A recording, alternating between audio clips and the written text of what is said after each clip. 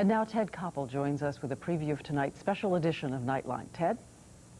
Diane, it's another arms for hostages story, only this time the presidency of the United States was at stake. We're going to present new evidence tonight that back in the summer of 1980, when Ronald Reagan was running for president against Jimmy Carter, Reagan's campaign manager, William Casey, was in Madrid cutting a deal with an agent of the Ayatollah Khomeini. What it boiled down to was getting the Israelis to ship weapons to Iran so that Iran would release the American hostages it was holding after the election. We found two big gaps in William Casey's calendar when the meetings are supposed to have taken place, and hotel records that place an eyewitness there at the time he says it happened. Diane? Coming up tonight on Night. Don't forget to watch 2020 tomorrow night. I'm Diane Sawyer in New York. Good night to you, and good night, Sam. Good night, Diane. I'm Sam Donaldson in Washington. Don't forget to join us again next week for another edition of Primetime Live. This has been Prime Time.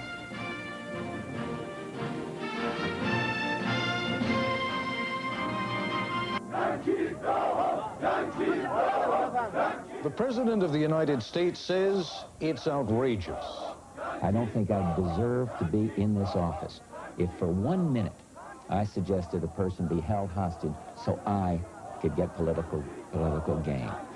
The ex-president of the United States says it's absolute fiction. I did some things actually the other way to try and be of help in getting those hostages. I felt very sorry for them. But did any of his campaign aides make contact with Iranians back in 1980? I can't get into details. Some of those things are still classified. Thank you very much, Mr. President. For 8 of the hostages held by Iranians for 444 days a dozen years ago, the story has become serious enough to need a real airing. We are simply saying that there is evidence that something might have happened of such a serious nature that it should be investigated right away. Thank you very much. On Nightline, Financial Times of London investigation. Tonight, the October surprise. Here is Ted Koppel. To this day, even though he has been dead for 2 years, the Ayatollah Khomeini of Iran holds a special place in America's cultural gallery of villains. And why not? He and others acting in his name held 52 Americans hostage for 444 humiliating days. The resentment toward Iran lingers on in this country, even though almost 12 years have passed since the U.S. Embassy in Tehran was seized. But there is a related story that has never been adequately addressed. The charge that Americans acting in behalf of the Reagan-Bush campaign back in 1980 conspired with agents of the Ayatollah Khomeini to hold those U.S. hostages past Election Day to the very hour that Ronald Reagan was inaugurated as President of the United States. If true, it would be an act of political treachery bordering on treason. If untrue, then those whose names have been linked and smeared in association with this story deserve nothing less than a total clearing of the air. In either case, what has long seemed unacceptable is the unsubstantiated fog of rumor and gossip and innuendo that prevails to this moment. Some of those who have kept the story alive, who continue to fuel it with intriguing scraps and unsubstantiated morsels, come to the table with what can most charitably be described as questionable motives. What is extraordinary is how little effort has been expended by those most directly implicated to clear their names in any convincing fashion. Tonight, an effort to do some accounting on both sides of the ledger. President Bush has expressed his personal anguish over this story. He has asked whether a formal investigation is justified by the evidence now available. Tonight, we will set forth just how much new information yields to even a few weeks of intensive reporting, and leave to your judgment the question of how much more conclusive evidence could be produced by a more formal investigation, with the powers of subpoena and witnesses answering questions under oath. At the center of this controversy, of course, is a man who died in 1987, William Casey. He can no longer answer the charges that are leveled against him. But what about those who were close to him? His family, friends, former members of his staff. They have provided an unusual degree of cooperation. But what we have learned from them simply adds more fuel to the allegation that Mr. Casey could indeed have participated in negotiations with Iranians in Madrid during the summer of 1980. What we'll be adding tonight rests on a lot of preliminary work that was done by the PBS program Frontline, and on years of reporting and research by Gary Sick, a former Navy captain, Iran specialist, and top staffer at the National Security Council in Jimmy Carter's White House. It was that reporting which first focused public attention on those Madrid meetings. All previous stories had been centered on Paris in October, and the allegation that George Bush himself was present. Ironically, our key witness in tonight's report clears the president of that charge. Mr. Bush, he says, was not at the Paris meeting. He insists that in Paris, as in Madrid, the U.S. delegation was headed by William Casey. Our witness, an Iranian arms dealer, claims to have been in Madrid at those meetings between Casey and a close associate of Ayatollah Khomeini. We will present for the first time independent documentation that supports the premise that such meetings may well have taken place. Where charges previously made are not substantiated, we'll tell you about those also. It was 5 years ago that I first met an Iranian arms dealer by the name of Jamshid Hashemi. The account of what happened in Madrid between William Casey and a leading Iranian cleric by the name of Mehdi Karoubi is Hashemi's story. To this day, he will not talk about it on camera, but he insists that he was there, together with his brother Cyrus. When we come back, I'll give you Hashemi's version of how the deal between the Reagan-Bush campaign and the Ayatollah Khomeini was struck. He didn't want to be interviewed on the subject. He did let me join him, however, on the banks of a favorite trout stream for an informal on-camera conversation. Questions limited to matters of public record, context, a sense of the times. Events, for example, that led up to the failed hostage rescue mission. We had been working with the Iranians ever since quite soon after the hostages were taken the previous year. And we had gone up to April, early April, I think, if my memory is right, working with the president, Bani Sadr, and we had arranged a secret code, whereas if the Iranians agreed to let the hostages go, Bani Sadr would say a certain paragraph that was innocuous in nature in one of his public statements. And then I would respond 5 hours later with another paragraph that the public wouldn't think was important that would confirm our end of the deal. Bani Sadr gave the positive paragraph in his speech, and at noon that day in Washington, I gave the positive response in my speech. As you know, the president of Iran announced early this morning that the American hostages will be transferred from the militants to the care and the protection of the Iranian government. This action, if taken, will be a positive step. But then we were informed by President Bani Sadr later that the Ayatollah Khomeini had reversed the decision and the hostages would not be released. This was early in April. So it was after that that we put into effect the first hostage rescue mission, knowing that they would not be released.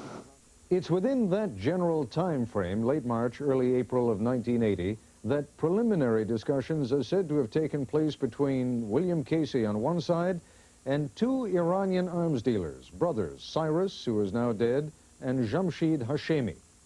Casey, says Jamshid, was looking for a contact with a high-ranking Iranian, someone close to the Ayatollah Khomeini. The Hashemi brothers agreed to act as go-betweens. As Jamshid recalls it, the response from Tehran came very quickly. The Ayatollah Khomeini had authorized an old associate, a senior cleric by the name of Mehdi Karoubi, to meet with Casey. But the meeting that was approved in April didn't occur until late July. The failed hostage rescue attempt may have been a factor.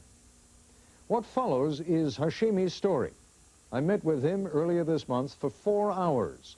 These are his recollections of what transpired at the end of July in Madrid. The Iranians stayed in 2 hotels, the Plaza and the Ritz. On the Iranian side, Mehdi Karoubi and his brother Hassan. The Hashemis, Cyrus and Jamshid, acted as interpreters. On the American side, William Casey and 2 other men, unidentified. The first meeting took place in Cyrus Hashemi's suite at the Ritz. What is intriguing, even compelling about Hashemi's account is that neither Casey nor Karoubi is portrayed as a man with an agenda. These are 2 men trying to feel each other out. Karoubi opening the session with a half-hour attack on the policies of the United States in general and Jimmy Carter in particular. Casey, silent, very cool, not reacting to the other man's anger. When he did speak, he simply discussed the relative records of the Republican and Democratic parties. The GOP, Casey argued, traditionally had better relations with Iran than the Democrats did.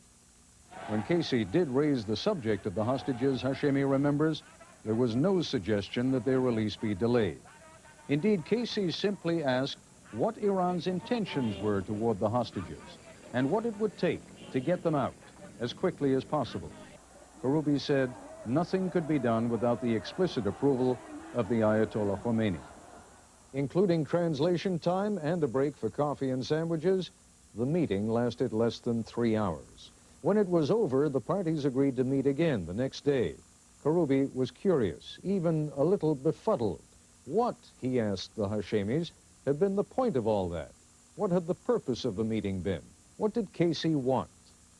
That, in fact, was the way Karoubi began the next day's session. What was the point of these meetings? What was Casey authorized to say on the subject of the hostages and the release of Iran's frozen assets? The United States at that point was also holding large shipments of weapons that had been bought and paid for by Iran's previous government, headed by the Shah. Karoubi acknowledged that it might be difficult to arrange for the release of those weapons, since the Republicans were, after all, not in power, but he wanted to know if weapons could somehow be transferred through a third country. And it is here, for the first time, that Hashemi alleges any suggestion on Casey's part that the release of the hostages might be delayed. Casey had some questions. Was Iran ready to deal with the Republicans and hand over the hostages? Was Karoubi empowered to confirm a deal in Khomeini's behalf? Could he give assurances that the hostages would be well treated? And would they be released to President-elect Reagan after the election? If that happened, said Casey, the Republicans would be grateful and would arrange for the release of Iran's frozen assets and the military equipment that had been held up. Karoubi said he would need time to get specific confirmation from Khomeini. Then, in an aside to the other Iranians in the room, a comment that was not translated into English. Karoubi said, I think we're now opening a new era, and we are now dealing with someone who knows how to do business. A fascinating story, rich in detail and possibly even true. But what, if anything, can independently be confirmed? Casey is dead. Cyrus Hashemi is dead. The 2 Karoubi brothers in Tehran have not responded to our inquiries. We don't know the identities of the other 2 Americans allegedly with Casey. We decided to focus on what could be traced. Here's Nightline correspondent Jeff Greenfield. Jamshid Hashemi tells a fascinating story, and there are plausible aspects to it. For instance, why Madrid? Because it turns out it was a convenient place for Iranians to travel to. Starting in June of 1980, there were 2 flights weekly direct from Tehran to Madrid. And Spain was a country that required neither visas nor even passports from Iranians. But what about the story of summer meetings with William Casey? To find out, we looked for evidence to prove or to disprove the tale. That did not rely on allegations or memories. We looked for records, for documents, and we found them. Through sources in Madrid, we found 11-year-old hotel records listing the names of hotel guests registered at the old Plaza Hotel. We matched those lists against the dates of the alleged meetings, looking for names that appeared American, Iranian, or Israeli. One of those names raised a lot of eyebrows, Robert Gray. That's a common name, except that Robert Gray is also the name of a powerful, influential Washington public relations executive who, in the fall of 1980, became a top deputy to William Casey in the Reagan-Bush campaign. So we asked Robert Gray whether he was in Madrid in the summer of 1980. His first response was confusing. You know, I was in Madrid, I believe, maybe in that time frame. in connection with my old firm. We had an office in Madrid. It was nothing political, and I hadn't joined the campaign or even met with Casey about joining the campaign. But then we reminded Gray that his old company wasn't even in existence in 1980. Ah, wait a minute. Let me check that then. You're right. I'm thinking in terms of the the '88 election, not. I think that's the first time I was ever in Madrid. I don't believe it was in Madrid before. I was remembering the grain company business that I was there, and that would have been in '87 or '88. I've got my years just 8 years off, that's all. Gray later allowed us to photograph his passport, which shows no foreign travel anywhere around late July or August of 1980. Gray also put us in touch with Bill Casey's former secretary and with a member of Casey's family. More about that later. But what about the Hashemis? Here, the old 1980 hotel records prove telling. They show that one Jamshid Kalaj and one A. Hashemi checked into the plaza in late July. Those names confirm Jamshid Hashemi's recollection that he and his brother, both international arms dealers, often used aliases using their first and last names. And in August of 1980, when the second series of meetings allegedly took place, hotel records show that the name Ali Balnin appears on the Hotel Plaza guest list. Now we know, independent of these hotel records, that this name has long been used by Jamshid Hashemi. Indeed, he even had a business card with that alias. What can be said then is that based not on anyone's word, but on the documented record, Jamshid and Cyrus Hashemi were in Madrid when Jamshid says they were. But what do the records show about Bill Casey? More on that later. Ted?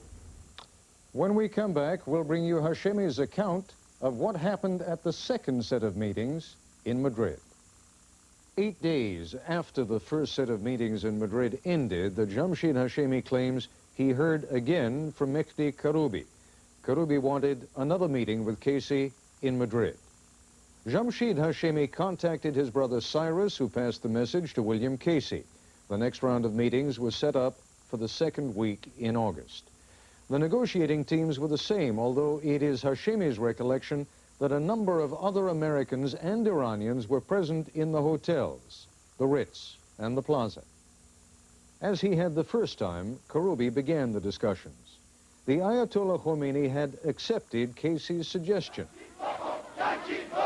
All the hostages would henceforth be treated as guests rather than prisoners. The protocols or arrangements for releasing the hostages would be handled through third governments. Karoubi was already talking as though Reagan's election was a foregone conclusion. As a gesture of goodwill to the future U.S. government, he said, the hostages would be released on the day that Reagan was inaugurated. In exchange, however, even though Casey was not at that time in the government, the expectation on the Iranian side was that he would help Iran get certain arms and information. Casey thanked him. Casey said that even though he was not in the government, he had friends, and within the next day or so, he would get back to Karoubi with certain suggestions regarding arms and ammunition. The two men then discussed, again according to Jamshid Hashemi, details on how to delay the release of the hostages. Casey was told that if delivery of weapons was not arranged, the hostages would not be freed. The meeting was adjourned. On the next day, Casey told Karoubi that Cyrus Hashemi would be introduced to a gentleman who was in Madrid and who would help Hashemi receive and execute orders on weapons. It is Jamshid's recollection that his brother was introduced to an Israeli general. As a result of that meeting, Cyrus purchased a 5,000-ton Greek freighter for $1 million. Jamshid Hashemi does not recall, and his brother is now dead, precisely when the shipments were made, but he says between August of 1980 and late January of 1981, the freighter made 4 round trips between the Israeli port of Eilat and the Iranian port of Bandar Abbas. Each time the ship left port, the name was changed while it was in passage, so that on paper at least, the ship that left Israel was never the one that arrived in Iran, or vice versa. A high-ranking military officer from Israeli Defense Industries ultimately sold a total of $150 million worth of weapons and ammunition to the Iranians. The material was Israeli manufactured under a U.S. license. 105 and 155 millimeter artillery shells, 100 millimeter tank ammunition, also 106 millimeter anti-tank guns and ammunition. Payment was made to an Israeli company in Switzerland through a letter of credit at a Swiss bank. Jamshid Hashemi says he is sure that all the shipments were delivered before Inauguration Day because by then his brother had been paid in full, and the Iranians only paid his brother on delivery. Again, a story rich in detail, all but impossible to confirm. So let's focus for a moment on the central figure in this mystery. No one, not William Casey's friends and certainly not his critics, thinks him incapable of bringing off a clandestine meeting with the Iranians. First, a friend. Jeff Greenfield spoke with Bob Gray. Should it disturb us if Bill Casey met with Iranians at the end of July, beginning of August? I mean, the accusation is, the claim is that it wasn't just a meeting, that he was cutting a deal. Well, you'd have to make lots of assumptions, and one of those is that you'd have to assume that he was meeting for that purpose with them. I assume there are a lot of things he could have done. He was an intelligence officer, obviously. Well, not in 1980. He was Reagan's campaign manager. He'd been an intelligence officer all his life. You know, he was very big with Donovan in World War II as the security force in the world. And one of Casey's critics, the man who preceded him as director of the CIA, Stansfield Turner. Can you see in your wildest imagination Bill Casey operating as campaign manager the way he later operated as CIA director? Yes. Yes, I think arranging a deal is suggested in what's called the October surprise entirely within Mr. Casey's scruples, or lack thereof. But let's work backwards. If Casey wasn't in Madrid, where was he? Here once again is Jeff Greenfield. Ted, for weeks, ABC News has been talking with Casey's ex-secretary, Barbara Hayward, with family members, with ex-Reagan Bush campaign officials, in an effort to track down Casey's movements during the critical periods of late July and mid-August of 1980. We've also searched every print and broadcast reference we could find. Turning first to August. Between August 8th and August 13th, the time frame of the second set of meetings in Madrid, the public record is barren. There are no recorded appointments for Casey that his former secretary could find. More puzzling, there are no references to Casey in any of the newspapers or video logs we searched. No interviews, no sightings. His first appearance is on ABC on August 14th, the last day of the Democratic Convention, when Casey talks about Carter's alleged failures as president. He can't campaign on his record. His record is a record of failure in the White House and leadership in the presidency, and there are no credible new programs that he has to offer. For late July, the record is fuller. Some of the missing dates can be filled in. On July 22nd, for example, Casey opened Reagan campaign headquarters in Virginia. On July 23rd, according to his former secretary, Casey was in Los Angeles. The next day, according to press reports, Casey was in Washington, where he received a check from the Federal Election Commission. On July 26th, says his former secretary, Casey can be located in Washington. And on July 30th, Casey was in Reagan campaign headquarters in Virginia, being interviewed by ABC News correspondent Barry Sarafin. Indeed, Casey's former secretary was also able to locate his whereabouts for the evening of July 30th. And just to show that reality is sometimes better than fiction, she told us that on that night, Bill Casey was having dinner with GOP vice presidential nominee George Bush. Where? At an exclusive private Washington establishment named the Alibi Club. But an alibi is exactly what is missing for 3 crucial days, July 27th, July 28th, and July 29th. On these days, there is no trace of Bill Casey. His former secretary, Barbara Hayward, can find no record of any transaction, no meals, no appointments. There are no interviews with the Reagan campaign chairman in any newspaper we've been able to trace. None of his aides has any record of any meeting or conversation with Casey during that time. So what's the significance? In late July and in mid-August, William Casey's whereabouts cannot be confirmed. And both of those times correspond to the times that we know the Hashemi brothers were in Madrid. But is it really possible that the campaign chairman for the Republican presidential nominee would leave the country at such a time? One source that confirms just such a possibility comes from the 1980 Reagan campaign itself. We found this story buried on an inside page of the New York Times of July 30th, 1980. The story is about the complaints of a New York Right to Life group over George Bush's selection as vice president. What's the significance? The story quotes a Reagan spokesman who says William Casey plans to open negotiations with this group when he returns today from a trip abroad. This from a newspaper story 11 years ago, when no one dreamed that the question of Bill Casey's travels would ever become the subject of controversy. Ted? When we come back, we'll hear once again from former President Jimmy Carter as he reflects again on two historical events that we know happened: Israeli arms shipments to Iran and his own loss to Ronald Reagan in the 1980 presidential election. An Isuzu Rodeo? Did Nell start rich? Oh, not rich at all. Yet here they are with a bigger engine than our Toyota 4Runner. They have more power. It's an ugly thought. A longer wheelbase. So? It's for a smooth ride. Rear anti-lock brakes. Kids, put the tire back on. And more overall passenger space. Stop having fun. It doesn't add up. The Isuzu Rodeo. True, it doesn't add up. Isuzu, there's no comparison. Now, due to factory-to-dealer incentives, Isuzu will throw in air conditioning in all 4x2 rodeos. Sears 4th of July paint sale means huge savings on Weather Beater, Easy Living, Dutch Boy, Olympic Stain, and more. Like this Easy Living satin or low luster semi-gloss, your choice, just $13.99. Sale ends July 6th at Sears. 10 years. His hair is a little thinner. I don't remember her looking so beautiful. Not bad. For an ex-jock. Hello, stranger. I'm hardly a stranger. Well, you are late. I know. You shouldn't have waited 10 years for this. Happy anniversary. The diamond anniversary band. Tell her you'd marry her all over again. You sure can pick an appetizer. If all you need is a room for the night, any of these will do. Of course, the accommodations have a sameness to them. There's a better choice. Radisson. Why get a room when you can get a Radisson? Where do you want to be in 20 years? Well, my father worked for the same company for 39 years. He got 2 weeks vacation, but we never traveled far.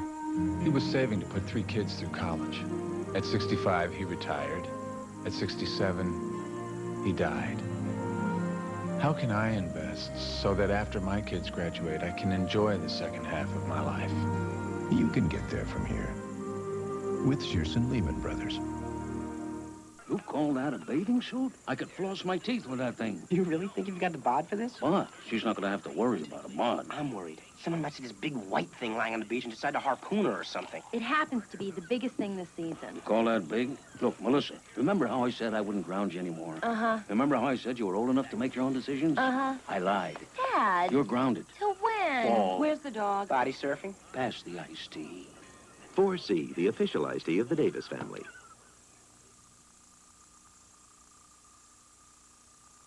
Hi, Rick Dees here, and due to the extended news coverage, End of the Night will be seen in its entirety right after Nightline. We got a lot in store for you tonight, so stay up late. A lot of unanswered questions, several of which we directed to the Iranian government, and this afternoon we got a formal reply, transmitted through the Iranian mission to the UN. The statement neatly sidesteps all the specific questions, referring instead to a remark made in late 1980 by Hashemi Rafsanjani, then Speaker of the Iranian Parliament, now President, insisting that it makes no difference for the Islamic Republic of Iran who won the presidential election. It's what we like to call a non-denial denial. The question is not what the Iranians did to help the Republicans or the Democrats, but what they did to help themselves. Indeed, the closing paragraph of their statement suggests just that. The nature of the current controversies in the United States is absolutely domestic, and the Islamic Republic of Iran sees no benefit to involve itself in this matter. Other questions.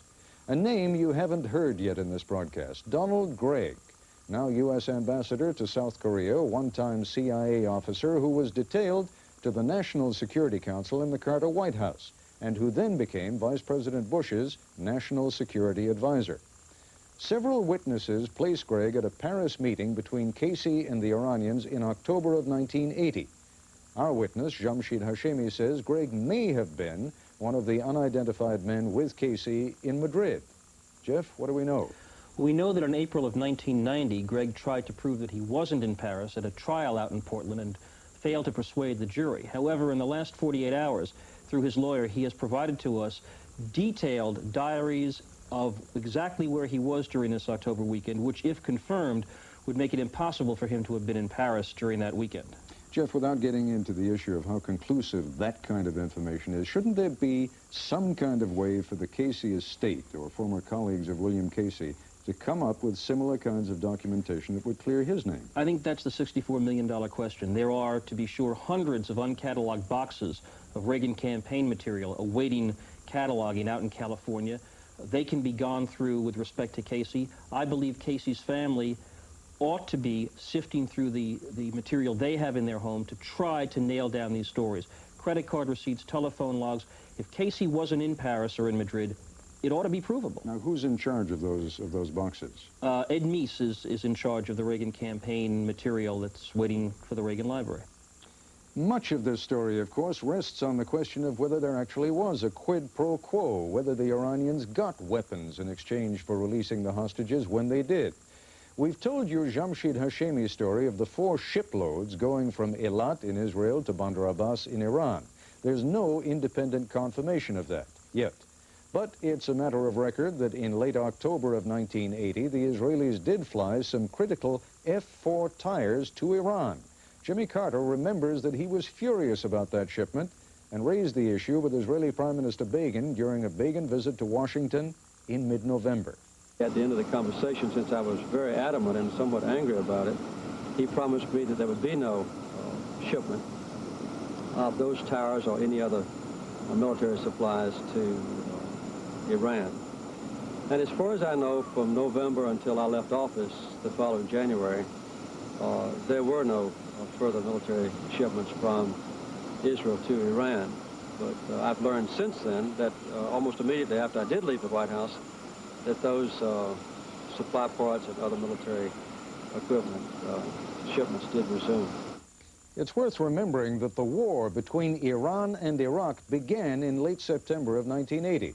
And regardless of any private deal between the Reagan campaign and the Iranians, it would have been very much in Israel's interest to help anyone who was fighting their arch enemy, Iraq. When we come back, a few more questions and some closing thoughts. 2 days before the election, Jimmy Carter was on the campaign trail.